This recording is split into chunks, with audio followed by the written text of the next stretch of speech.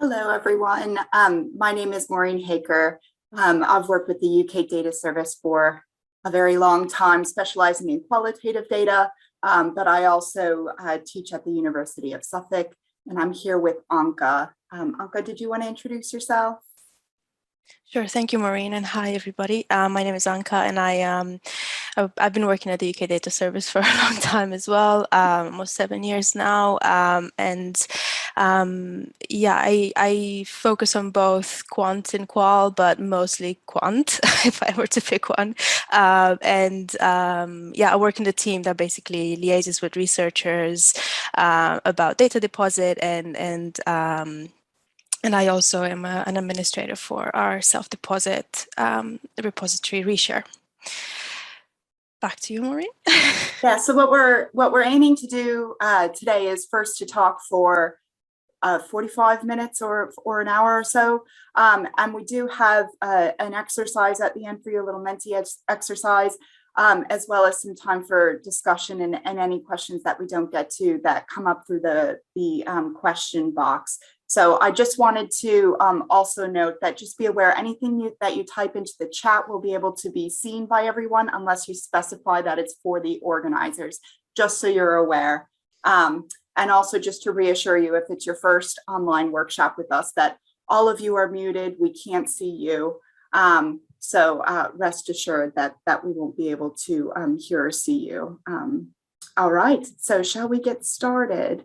I'm going to turn off my video for now so we can focus on the slides. All right, so what we're going to do today is give you a bit of background on anonymization, why it's important, a little bit of theoretical underpinning, and what your legal responsibilities are.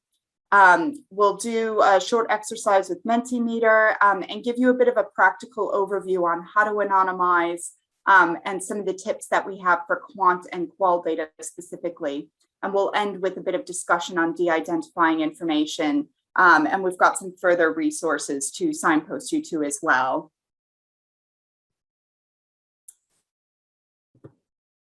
All right, so we'll just start with a very brief overview of what anonymization theory is.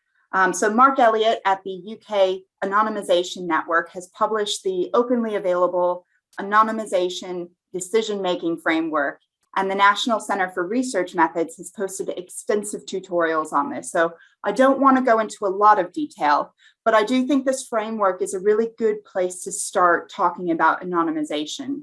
The framework starts with the basic idea that anonymization is not just a single process that is done at one point in time, but instead it sort of outlines these three key aspects to decisions on how to anonymize. And the first of these is the data situation audit, which specifically considers where do you want to present your data, what is your role or responsibility with the data, and what are the specifics of the data? So like what kind of variables have you collected, where are they stored, that sort of thing. The next stage is to actually do a risk analysis. What are the actual chances that there will be a disclosure? And the final stage is then impact management. So if there is a disclosure, what are the plans for what happens then? And just a couple of key points to make about this framework. It comprehensively points out that analyzing the risk of disclosure should be something that's iterative.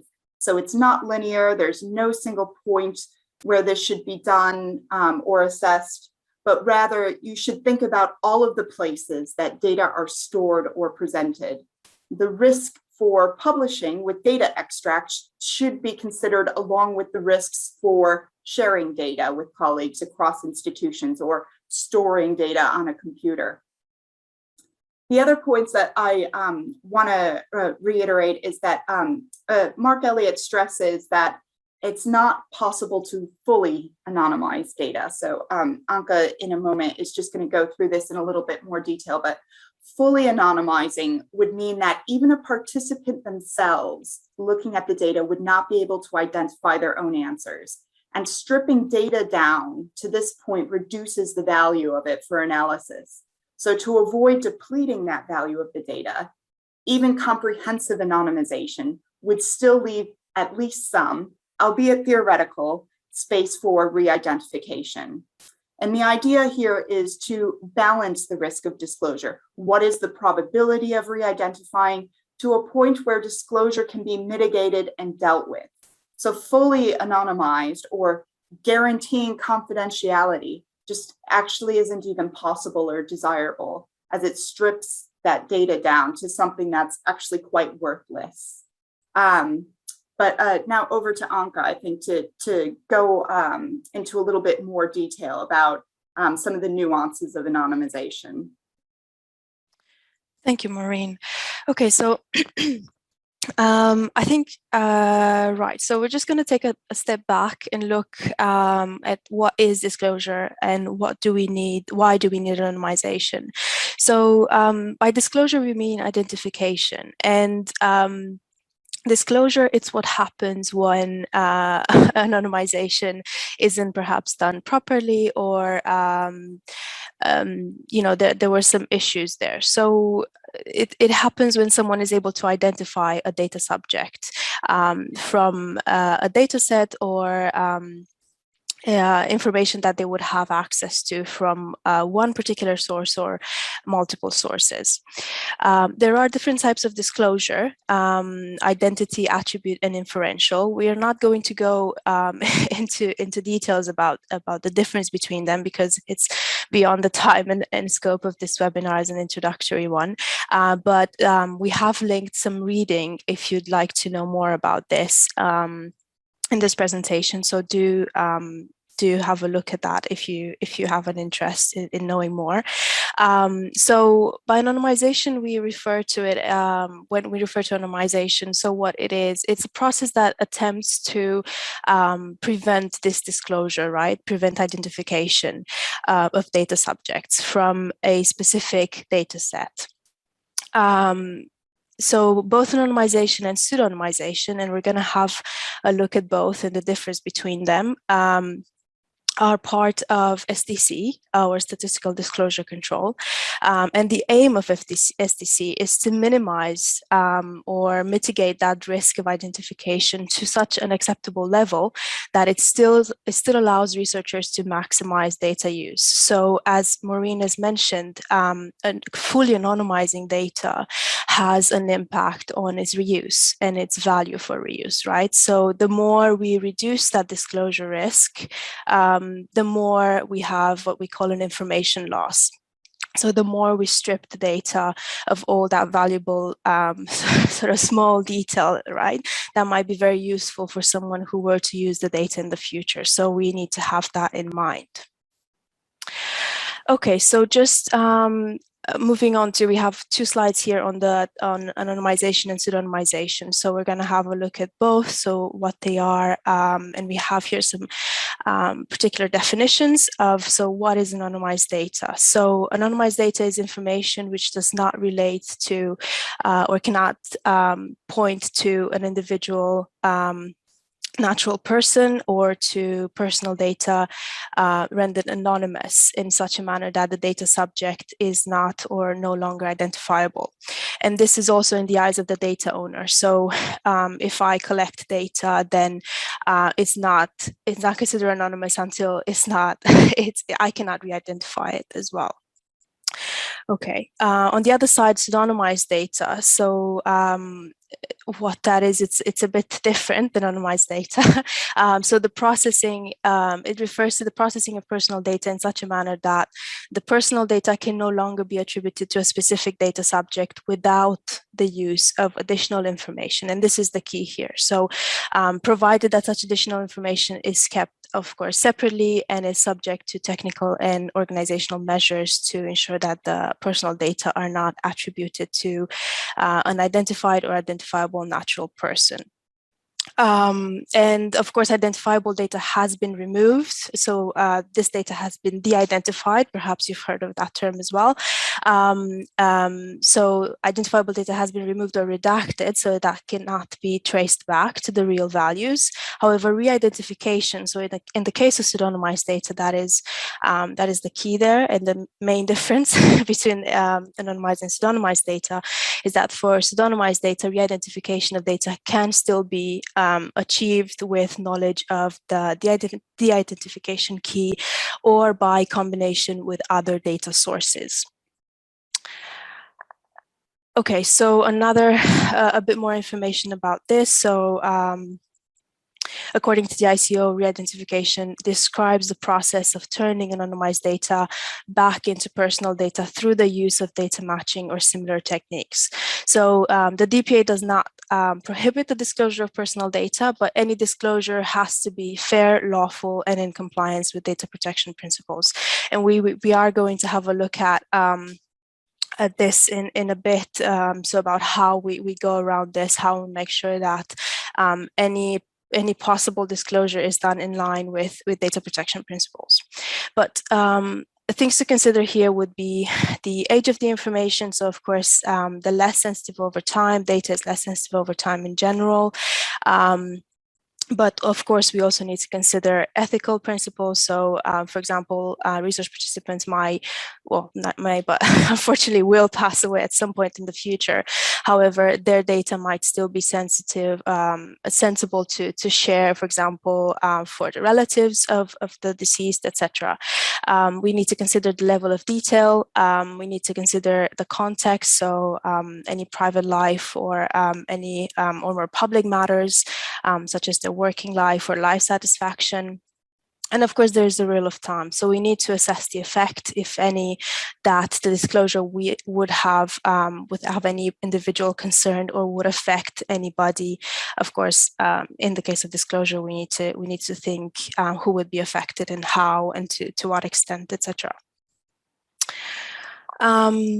Okay, so classifying information, and I put here variables, but this of course also applies to,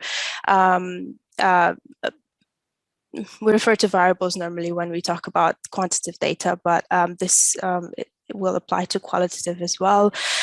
So we normally divide variables, and let's call it information, into identifying and sensitive variables. And under identifying, we have two different types of identifiers. We have direct and indirect. By direct, we mean that information that directly identifies data subjects. And examples here are their social insurance number, their name, of course, address, national insurance number, IP address, etc. By indirect, or you might also find them under named key identifiers in SDC circles. So that would be information that in combination may uniquely identify data subjects and can potentially be linked to other sources of data, such as the electoral register. And examples here are, for example, gender, age, region, occupation, income. Now, the second category under sensitive variables, we have information that is often subject to legal and ethical concerns. And examples here are criminal history, sexual preferences and behavior, political affiliation, medical records, and also income. And this can also help or lead to disclosure, even if direct. So here we make a difference between those different types of disclosure that we mentioned earlier. So it can lead to a secondary disclosure, even if direct disclosure is not prevented. What that means is that it wouldn't necessarily, lead you to a person on the spot, right? So you wouldn't be able to tell, yes, this is X. However, in combination with other information, you might be able to pin together who that person might be. So an observation here is that one variable can be both identifying and sensitive. And as an example here, we have income. So just to point that out as well. And we also included here a link to a very interesting publication on You Are Not So Anonymous. So if you have time and you're interested in knowing a bit more, please feel free to read that, and it will be included, of course, in the slides. And here we have a visualization, really, just to bring together everything I've really covered for the past few slides. So if we think data, right, and on a spectrum. And we look here at the first arrow. So we have at collection, we have raw identifiable data, right? So this is data that contains absolutely everything, including personal information, names, what have you. Then we have, as we move towards the right, we have the identified data. So this is data that all that personal direct identifiers have been removed. However, of course, it contains still quite a lot of information that can be used, and that can also be referred to sometimes as pseudonymized. So as you see, there's no. This is really a range. There's no. We can't pinpoint a specific point in here where, okay, what do we? If I pick this point, would that data be pseudonymized or anonymized? And I'm not sure if you can see the cursor on the screen, but I believe you can. So this is a really a spectrum, really, if we want to look at it that way. So, but as we move towards the right, we have pseudonymized data, and then at the end, we have anonymized data. Pseudonymized, as we looked at already, is data that has been, first of all, it has been identified, but there has also been some more redaction in the sense of perhaps there's been some aggregation, or there's been some other techniques that are used that also we're going to discuss in future slides in order to reduce that level of detail and make the data a bit less disclosive, to reduce that disclosure risk, right? And then at the end of the spectrum, we have far right, we have anonymized data. So this is that data that has been completely stripped of all identifiable information, not only identifiable, but also any sort of disclosive information. So then, because we just touched on anonymized, we're going to move on to the second arrow here and talking about data utility. So as we move from left to right, we need to think about how useful that data is, right? So I'm sure as researchers we can argue that the more detail we have, the better. Of course, that is not always possible because, of course, the data that is available has been made available according to restrictions on what can be shared or not. And of course, we have access controls that also play a role there. So we have, of course, we have an arrow here going from right to left, right? So the more disclosive the data, the higher the disclosure risk, the more stricter the stricter access levels we need to use to share that data.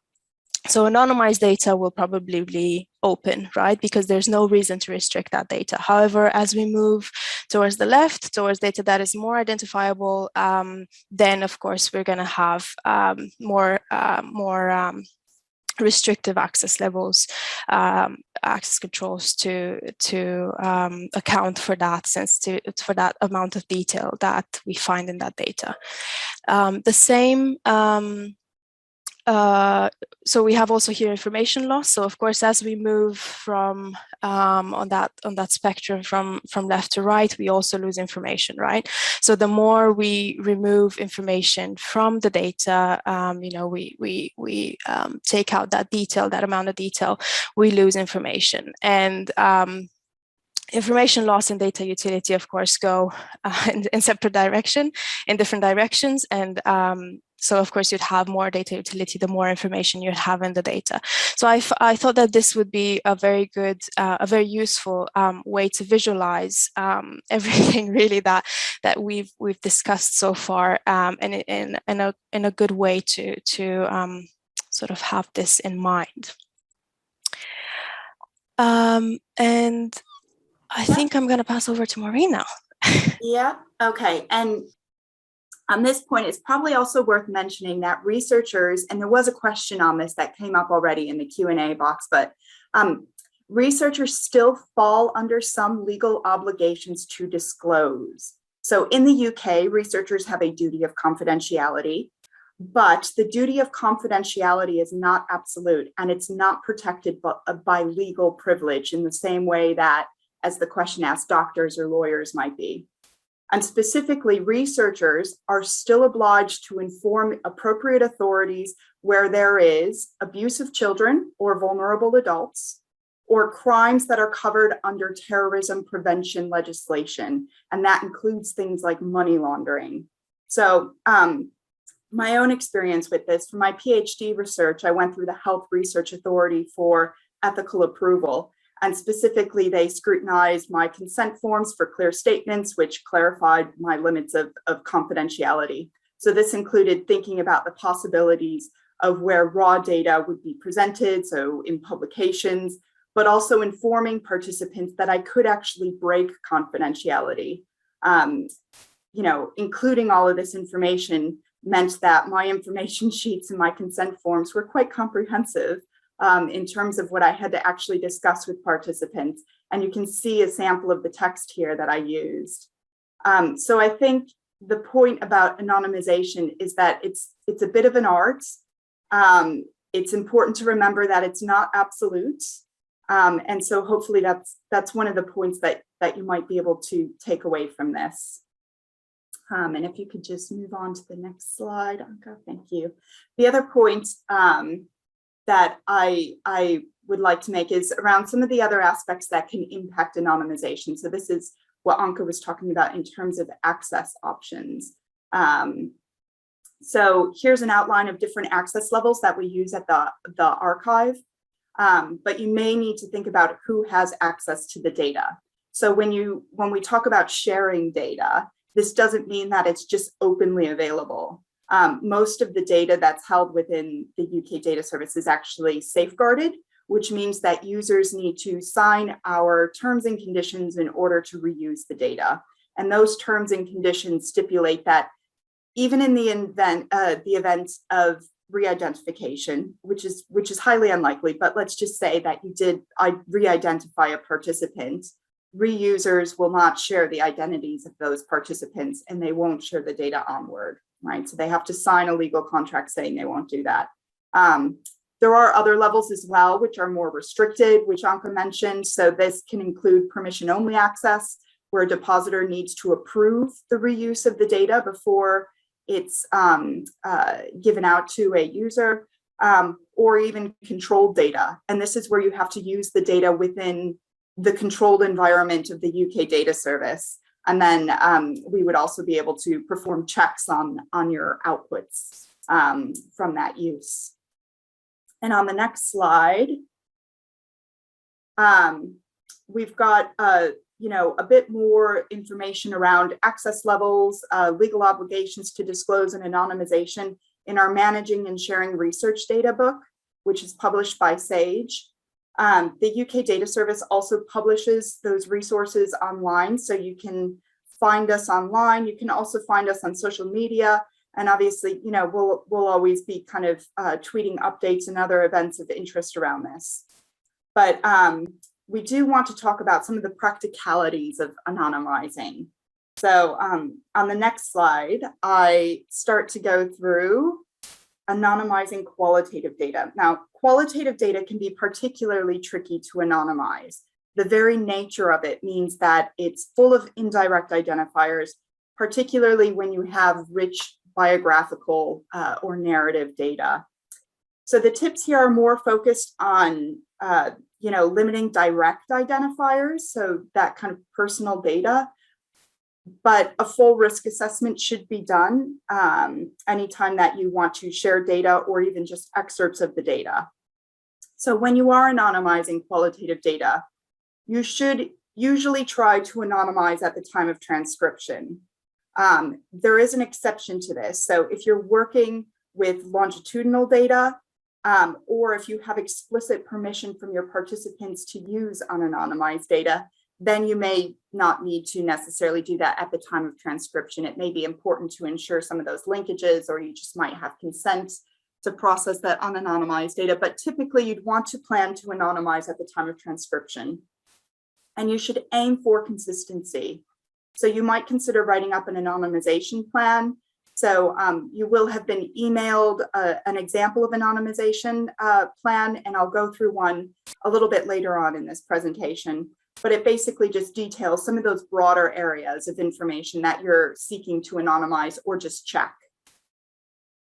You should always identify replacements in the text. This is usually notated with brackets. So whatever text is changed is the text that's within that brackets. but I have seen notation in other ways. So I've seen some who use color coding, for example. But the thing that I usually see most often is brackets being used. But you should have some way to sort of identify within those transcripts or the written text what's been changed. You may also want to consider using an anonymization log. So this is especially if you don't plan on keeping the original unanonymized data files. So if you do ever want to go back and check something, that log would ensure that you've got the original information still. Within the archive, we do keep unanonymized versions when we have them, but they're always kept under, as we call it, the no issue folder. Those are never released. So, and we do have servers that sort of offer the kind of data protection to ensure that those remain confidential. So if you have the appropriate security for the unanonymized data, that might be an option. Otherwise, consider using an anonymization log and then keep that separate from the data file, store it somewhere else. You should avoid redacting entirely. So use pseudonyms where possible. So this helps keep relationships within the data intact, and avoid over-anonymizing. So think about aggregating variables to larger ones. So going from towns to regions, or it might not be necessary to get rid of an entire date. Perhaps you can keep the month and the year, those sorts of things. So if you can move it to a larger level, that's a much more effective way and avoids over-anonymizing. One point we'll come back to later is that it's better to control the access than it is to over-anonymize. The detail of qualitative data is where the value comes from. So it's really important to find the balance there, and controlling who sees what data is probably a better option than just getting rid of some of that detail and some of that data.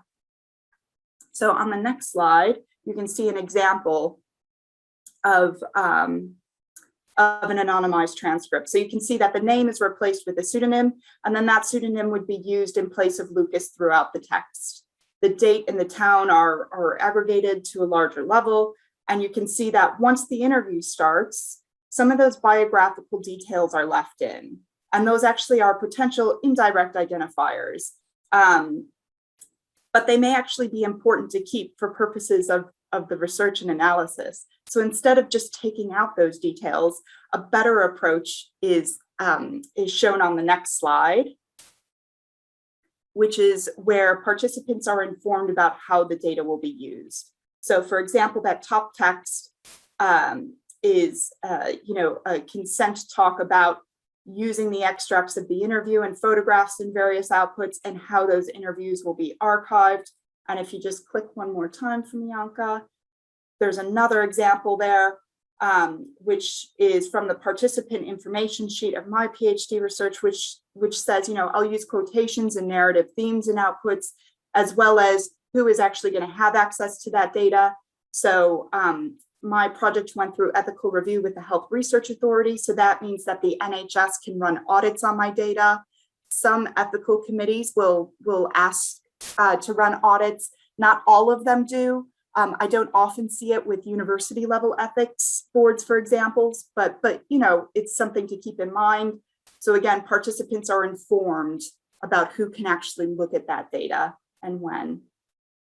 And another way to protect participants is detailed on the next slide, which is where you can control access conditions. So the excerpt shown earlier of the anonymized interview actually had quite specific access conditions. So that anonymized interview transcript I just showed you is actually from this particular collection, the health and social consequences of foot and mouth disease in North Cumbria. So the collection contained interviews and diaries. Only some of those interviews were actually available to registered users. There were another few that were embargoed, or basically they were just held back and inaccessible until 2015, which was sometime after the data collection was complete. So data can become less sensitive as time passes. So you may think about perhaps keeping things under embargo until a sufficient time has passed. The audio files were also available, but those were filed under permission-only access. So only the original investigators would be able to approve any reuses of that audio before they could be released. The next slide, however, shows a very different kind of example. So this is the Pioneers of Social Research by Paul Thompson, who conducted oral history interviews with leading social scientists. And that included extensive details about their childhoods, education background, and careers. Because of the relative fame of his participants, fame might be a strong word, but they were leading sociologists, historians, anthropologists, so they were well published, they were well known within their disciplines.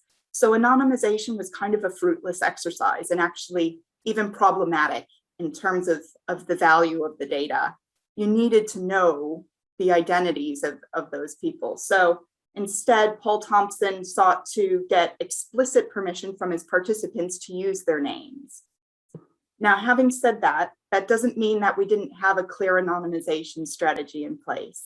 So when digitizing and reviewing those transcripts, we still looked for issues where participants, for example, talked about details of closed court cases, or perhaps medical conditions of others who were not involved in the study, or if we felt there could have been reputational damage done by what was said.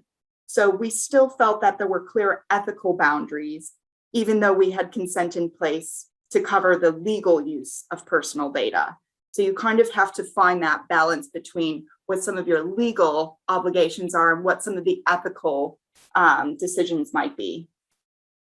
One final example on the next slide is Jane Seymour's Managing Suffering at the End of Life. So in this study, quite a challenging study, challenging data, Seymour interviewed family and carers who had experienced a loved one going on long-term sedation as a palliative care measure to manage pain and anxiety at the end of life.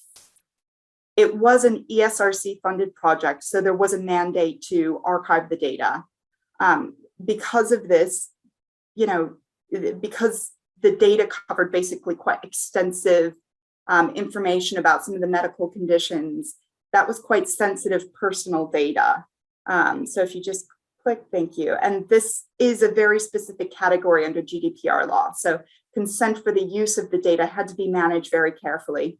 So the UK Data Service worked with the Health Research Authority, who gave ethical approval for the project, to collect consent to share the data a few months after the loved one had died.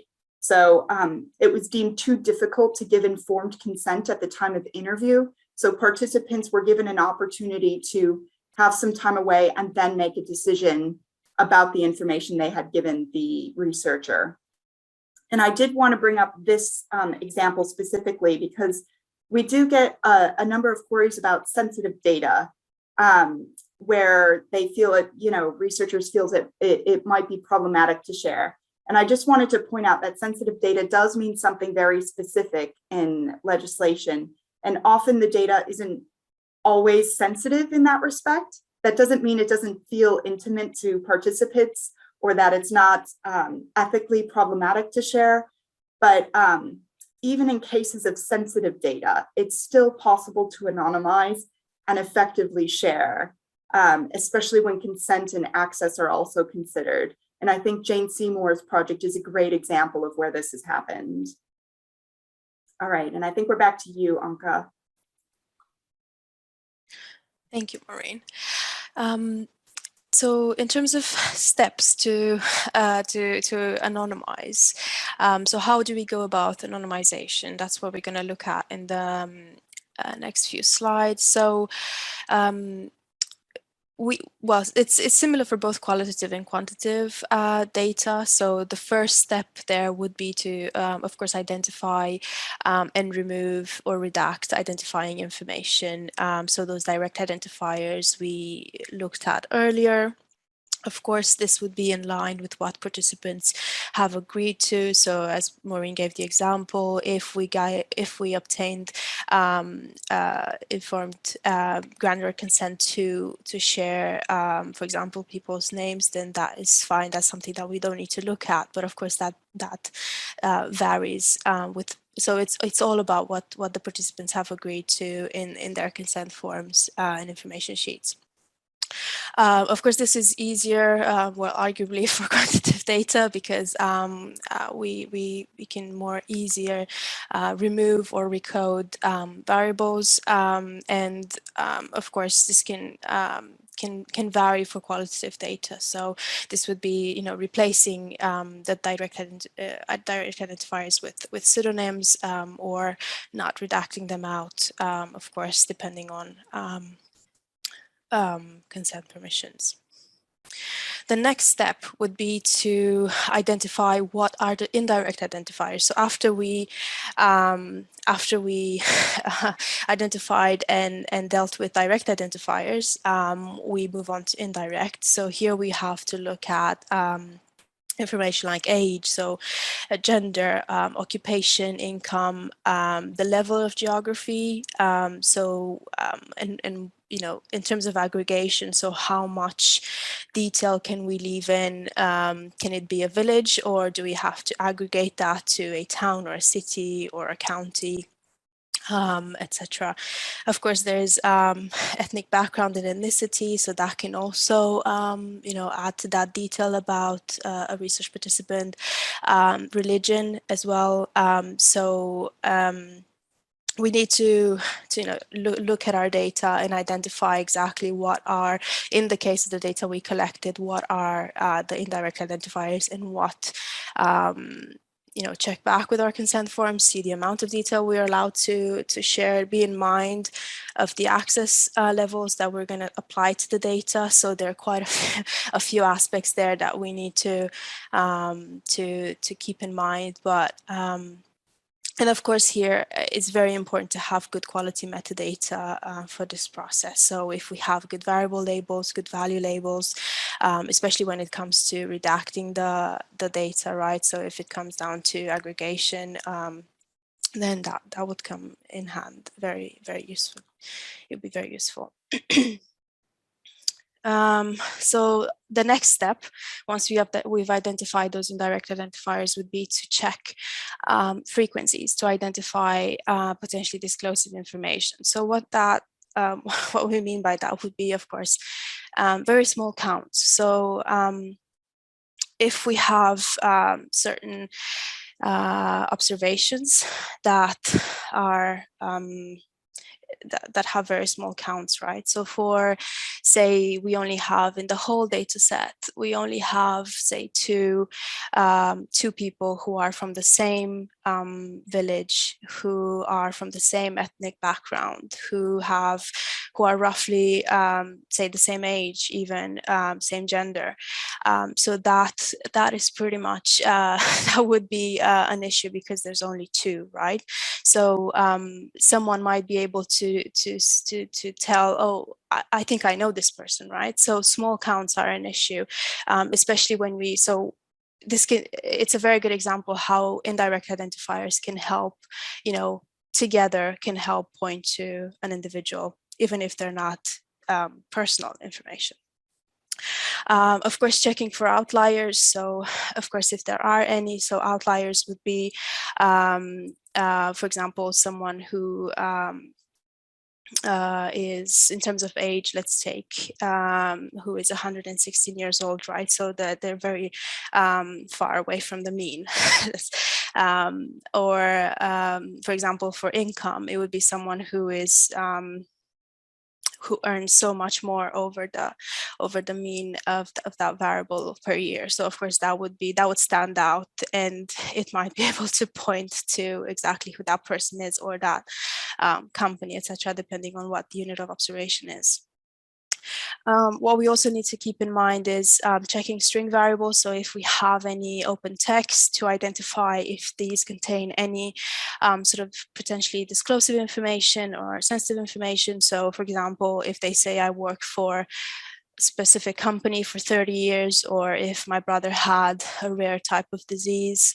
So all this we need to redact or potentially take out depending on what of course the other factors that we discussed, such as access and permission, consent, etc. Okay, so in terms of anonymization techniques, so of course we already sort of brought up some of them already. So aggregation is the first one here. So reducing the precision of that variable or that information. So from village to town to city, again, depending on our data and what participants have agreed to, and the access level that we're planning to share that data under. Of course, this applies to other variables as well, and other information. So just reducing the precision really of, minimizing that amount of detail. Then there is recoding categorical variables. So these would be, for example, for indirect identifiers, we would reduce the number of categories just to make that a bit less, to reduce that amount of detail. It can be suppressing specific values for some units. So again, this goes back to those small counts. If we only have a couple of observations, then we might want to suppress that, and just to make sure that that we don't give out that amount of detail. Generalizing the meaning of text variables, going back to the previous slide. So replacing potentially disclosive, those free text responses, right, to more general text. Restricting the upper or lower ranges of continuous variables to hide any outliers. So going back to the previous slide, the age example, so we might want to recode our data into 70 plus or 80 plus. So depending on, we would need to look at of course our frequencies, but so this would differ. But say if we only have 2 observations that are 70 or 70, let's say 85, then we might want to reduce that to 80, or again, it depends on how your the frequencies in your data. So how to decide, check your frequencies. And then of course we have anonymizing georeference data, so make sure that there's no sort of point coordinates that of course would be sensitive, like latitude and longitude, depending on how you're collecting data. So for example, we've received some data where that we're collecting using mobile phones. So this data was automatically collected, and it included the latitude and longitude. So of course, depending on the research, this is not an issue. I remember at the time it was a project about, where people bought their food. So they would move around the city, and, they would collect their location. So this, again, is arguably problematic. We would have to look at the consent again that was collected for that project. But say if those coordinates were of that person's house or that person's address, then that would be a bigger issue. So yeah, just make sure that that is looked at. We have an example here of, for the next 2 slides, in terms of anonymization, just looking at the techniques we've discussed already. So just looking at this extract, a couple of observations. So we have age, gender, profession, and ethnicity. These are all indirect identifiers, as we discussed. So what we need to look at is how, if there are any potential issues with this and how we deal with them. So arguably, of course, it depends on what permission we received from these participants and the access level we're going to publish the data under. So of course, if the access is going to be more restricted and we want to leave more data, more detail in the data, then we need to keep that in mind. But just for this example, this is what we did in terms of reducing that amount of detail. So we top coded for age. So as you see, we replaced the one 118 years old and 89 to 80 plus. And then, of course, and also we recoded ethnicity to more broader categories, from Black Caribbean to Black, from white Irish to white. So of course you would have to look at the frequencies to know where the issues are and what you need to do. But this is just an example to showcase some of the techniques we looked at.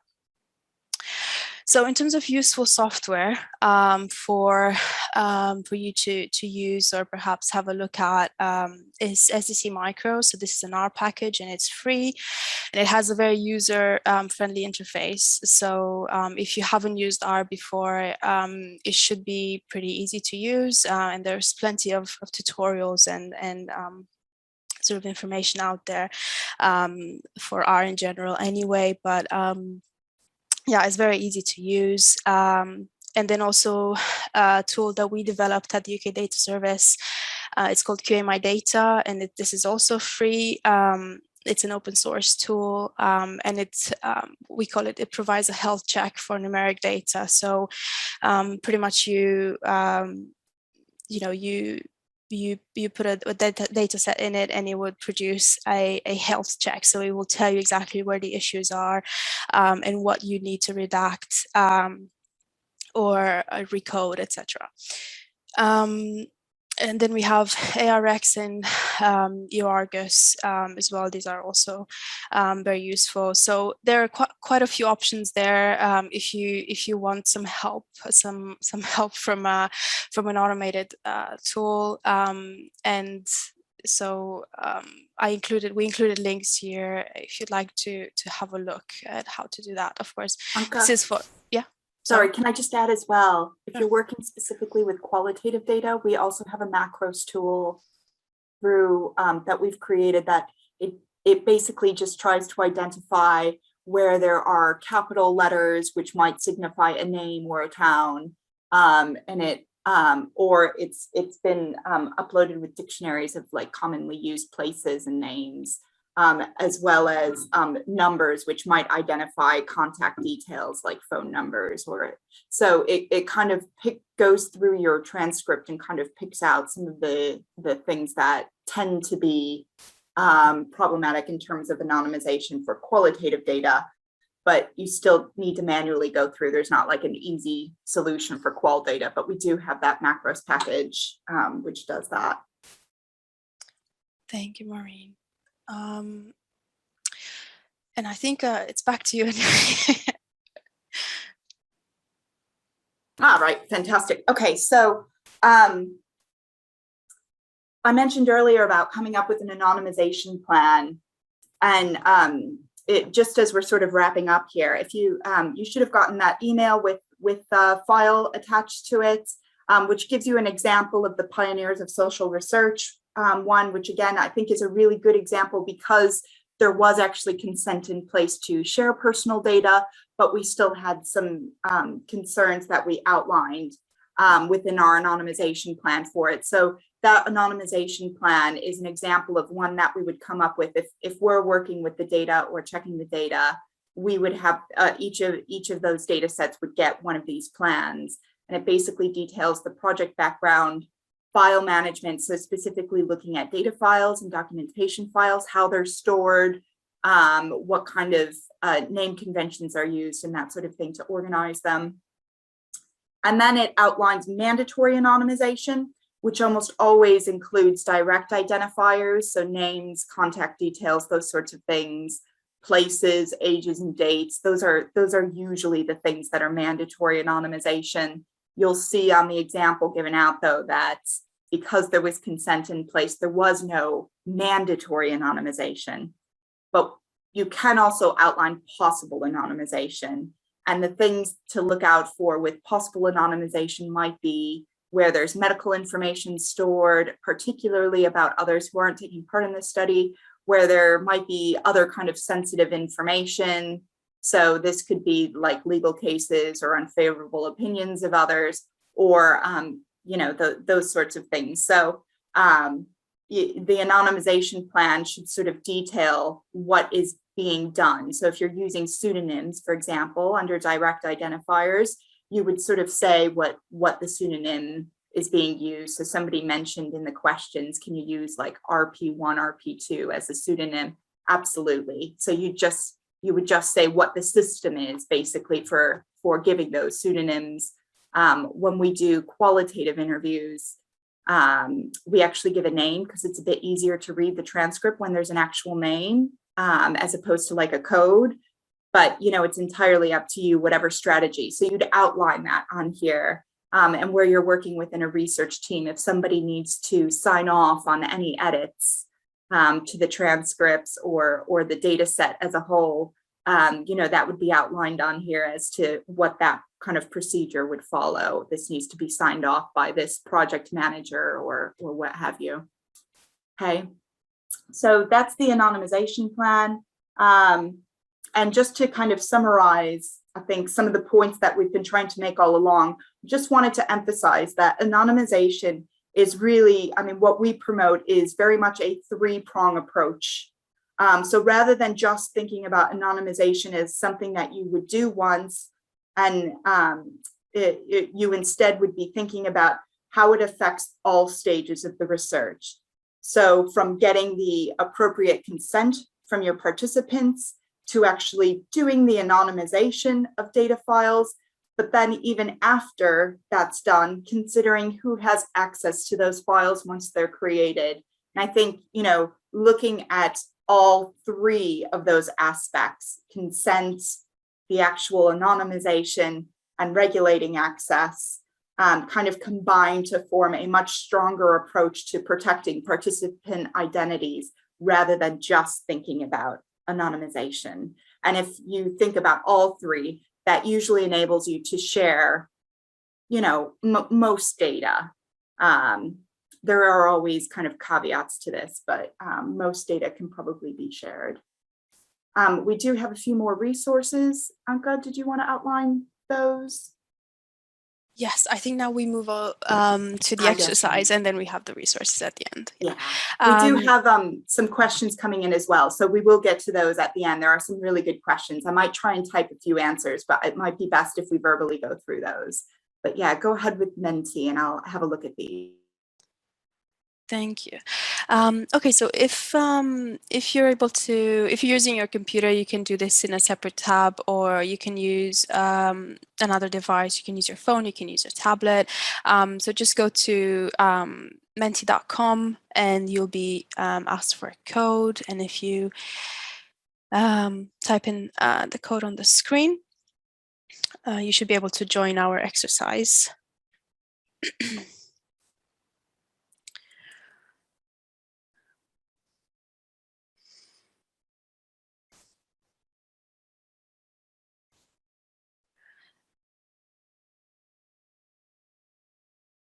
Okay.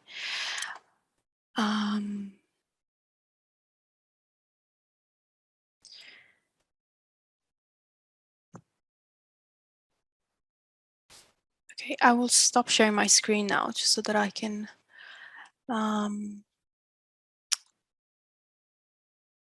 move on to Menti.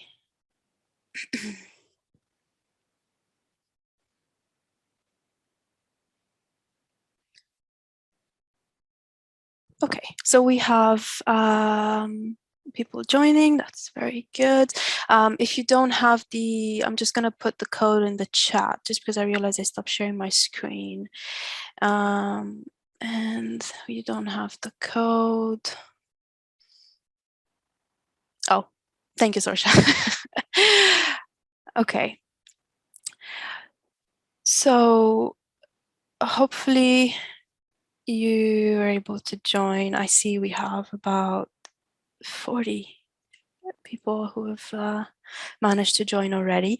So these will be a few questions, multiple answer questions, and a few you know, true or false, just to have a discussion around some of the aspects we've discussed in the presentation. So we'll go over different types of identifiers and some examples as well of you know, what to do in certain situations.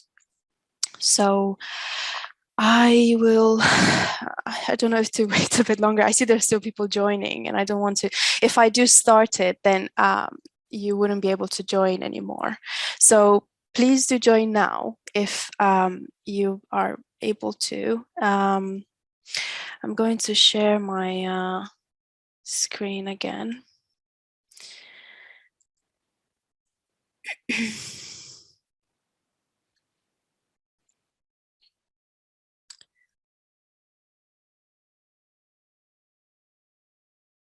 Okay, I think we can start now. Hopefully you can see my screen as well. So right, let's start. Okay, so the first question, we just wanted to see what type of data you're looking to anonymize. So we have, okay, so it's both. Most people here are interested in both quant and qual, which is great. Great. Thank you. Let's, okay. Okay, so that's good. Right, moving on to the next question. So what information would you think about when thinking about, when talking about anonymizing data? So what information you think, oh, I need to look at this, I need to, you know, redact this out, I need to come up with a strategy to anonymize this piece of information. Okay, so we have sensitive data. We have, and Maureen, please feel free to jump in at any point. I think we're having, it's just a discussion now. So both Maureen and I are here to look at this. Right, so I see everything we discussed. Really, that's very good. So we have names, places, mental health data, names of people, organization, personal details of the participant. Yes, very good. To what level should I anonymize? Yes, that is very good. We're glad that transpired through, because we do need to think about that in advance to make sure that we can share good quality sort of usable data, right? We have age, ethnicity, dates, balance of confidentiality and data utility. Yes, very, very good.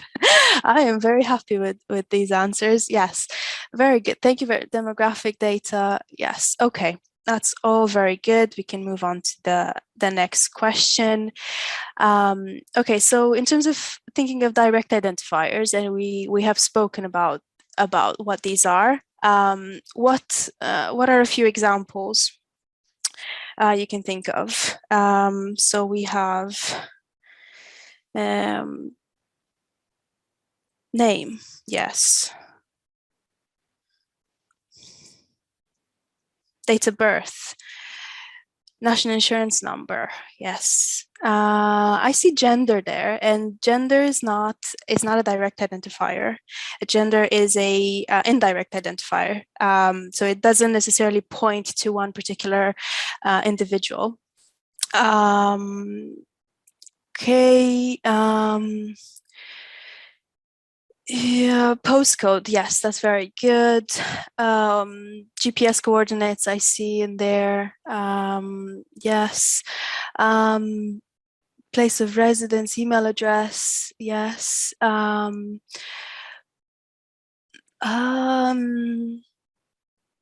Country of origin, that's not a, yes, it can potentially be, depending on if you can, but country of origin isn't necessary, is not a direct identifier. You know, it depends, of course, if you have a data set and you only have one person from, but you would have to have a lot more information to be able to deem that as. So technically, it's not a direct identifier. A date of birth is also not the direct identifier because there are, you know, so many people with the same date of birth. But I see most of the entries are what we were looking for. So that is very good. So the direct identifiers again. So this is information that relates to an individual in particular and nobody else, right? So that would be a full name, address, phone number, IP address, email address, national insurance number, social security number, etc. Okay, let's move on to the next question because we have indirect identifiers. So again, thinking of our conversation earlier and what we've going through so far. Okay, so postcode is a direct identifier because that is it can point to someone, it can point to an address, so that is not an indirect identifier. But I see gender, I see occupation, income, religion, geography, yes, that is ethnicity, date of birth, yes, salary, job, political party, what else? Educational background, yes, sexual preference. That's very good. They move very quickly, so I'm having trouble reading. But yes, that is very good. I think we are very much on the right track. Profession, town, yes. Okay, let's move on to the next question. Okay, so what do you think is most disclosive here? So thinking about the disclosure conversation we had, you can tick all that apply. Very good. I can see already. So IP address and postcode. Yes, those are the answers we were looking for. So IP address and postcode, of course, these are what we call direct identifiers, and can, they can point to an individual person. So that is very, very disclosive. Okay, moving on to the next question. Is someone's job title personal information or a direct identifier, as we have been talking about them? Okay, so I see both yes and no. Yes and no. A few I don't knows. Okay. So there's a conversation here. So if I'll just give you an example. I used to work with someone that, if this person would type their name into Google, their name would pop up just because their job title was so specific that there was only one person that had that job title. So in that case, that was personal information. So this is a trick question here. So it depends. If that job title is research assistant, then of course that's very general and vague, and it's not considered personal information or a direct identifier. However, if that is a very long, very descriptive, very accurate job description that would point to one person in particular, then that would be considered a direct identifier. But thank you very much for your answers. I'm glad there was both yes and no, yes and no. Okay, out of the examples here, what are direct identifiers? So we have job title, email address, gender, age, party affiliation, and national insurance number. Okay, I see that national insurance number and email address are the most popular. So we're looking for direct identifiers, right? So these are this is information that points to a specific person. I see that job title is now more popular because probably of the previous question, but that's very good. Yeah, so those are the two answers we were looking for. So we have national insurance number and email address and potentially job title. So yes, that is very good. Gender and age and party affiliation, they are not direct identifiers. They are indirect identifiers, but very good to the people that selected national insurance, email address, and potentially job title. Okay, what are indirect? So not personal identifiers out of the examples here. So we have geographic coordinates, we have date of birth, gender, supermarket preference, sexual preference, and ethnic background.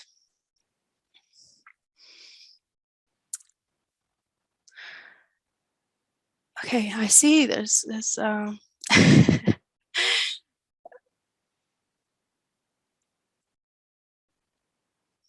okay, so we're looking for those indirect identifiers. Yeah.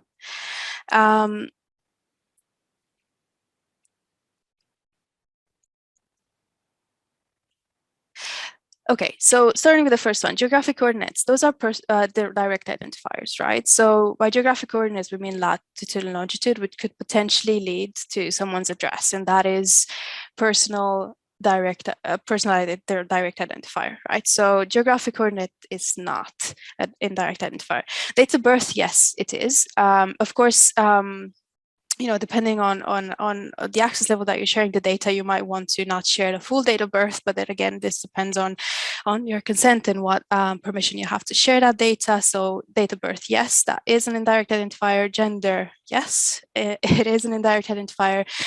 Sexual preference and ethnic background, both very good. Supermarket preference, however, is not considered to be an indirect identifier just because it doesn't necessarily have any potential to point to someone in particular, because we wouldn't necessarily know that as a fact. That is something that can change over time. You know, I might prefer one supermarket over another supermarket. So it's not necessarily something that can help us identify someone. So we don't consider it to be a direct nor an indirect identifier. Okay, let's move on to the next question. De-identification is anonymizing direct identifiers, for example, name, contact details. Is this enough to consider the data anonymized? So removing direct identifiers, just doing that, is that enough to consider that data anonymized? Okay, most answers say no. And that is the answer we were looking for. That's very good. Yes, indeed. So just removing direct identifiers is not enough. It's not nearly enough to call the data anonymized. Of course, we have the indirect identifiers we need to also think about and think about how to address. Okay, so that's very good.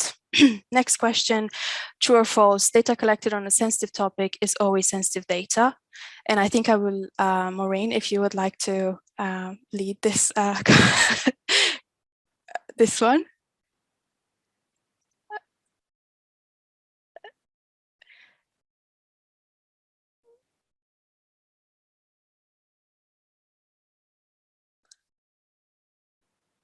Oh, I think Maureen is not. Sorry. Oh, sorry. I thought I was unmuted. My bad. Sorry. So I was just saying, it seems like people are leaning toward false, which is how I would answer this one. So sometimes we call, and I'm using it in like lay terms, right? But sometimes we call data sensitive because it feels intimate and personal.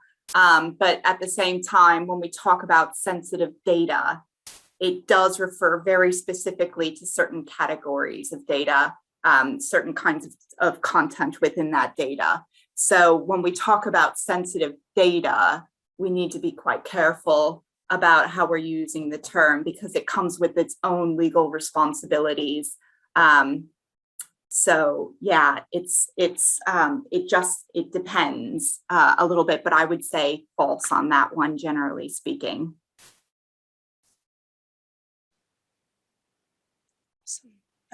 Okay, let's move on to the next question. Yeah. So true or false? Maureen, would you also like to take this Sure, one? No problem. It's good practice to annotate anonymization in qualitative research, such as with square brackets or an anonymization log.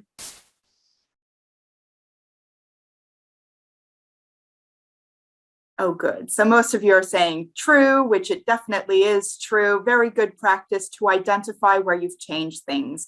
So I didn't mention this in the presentation, but if we think about reuse of qualitative data, for example, if you take life history interviews or other kind of biographical interviews, historians might be ones who use that kind of data in future, and they need to be able to know where a name has been changed, because part of doing historical research and historiography means tracing back some of that data. And you need to know where the data has been changed in order to know whether or not you can triangulate, verify, and trace back some of that data. So it's good practice to anonymize it, definitely. But it's also good practice to identify where you've anonymized, so people aren't kind of chasing loose threads that may or may not exist in future reuse.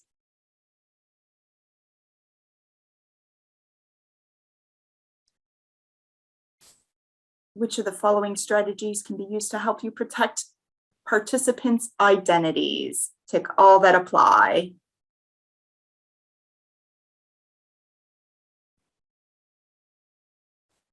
All right, it is all three of them. So making sure you have consent, controlling who has access, and then anonymizing the data, preferably as quickly as possible. So there's a number of Q&A questions that have come up where the answer often is, have you gotten consent to share this data? If you haven't gotten consent, then why haven't you gotten consent?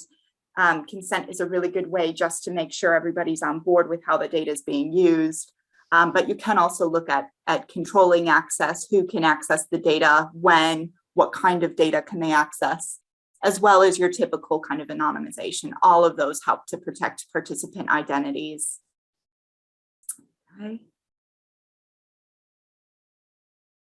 And what would be the first things you do when you anonymize data? Anca, I can't read it. No worries. Can you read it? It's very small. So we have assessing data presentation. So who is going to see it?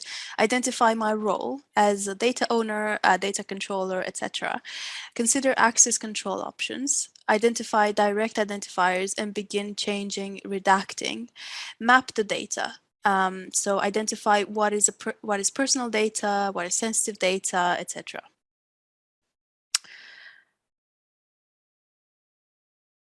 So I see the most popular answers are map the data, identify what the direct identifiers are and begin changing redacting, consider access controls, and assess data presentation.